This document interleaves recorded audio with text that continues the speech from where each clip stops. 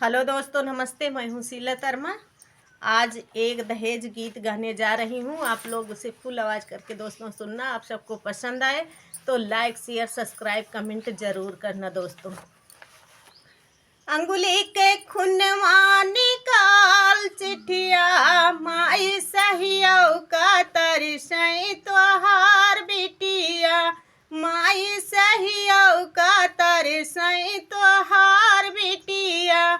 अंगुली के खुनवा निकाल चिठिया, माई सहियौ का तरसई तोहार बिटिया, माई सहियौ का तरसई तोहार बिटिया। तब तो कहती रहिलू सुना मोरी छोरिया, तब तो कहती रहिलू सुना मोरी छोरिया। तोह कालियाई देबे लगतैया जोरिया, तोह कालियाई देबे लगतैया जोरिया।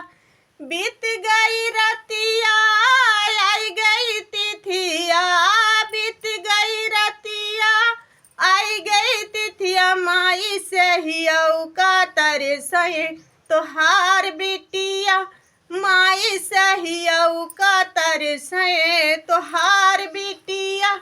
अंगुली के खुनवा निकाल चिठिया, माई सहियौ का तरसई तोहार बिटिया, माई सहियौ का तरसई तोहार बिटिया।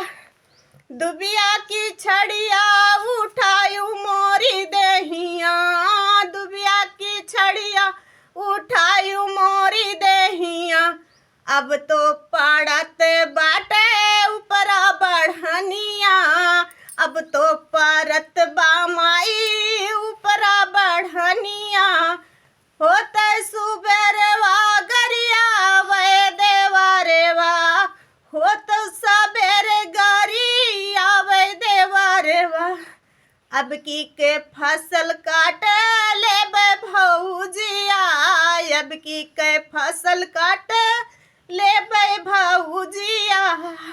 माई सहियौ का तरसई तोहार बिटिया, माई सहियौ का तरसई तोहार बिटिया।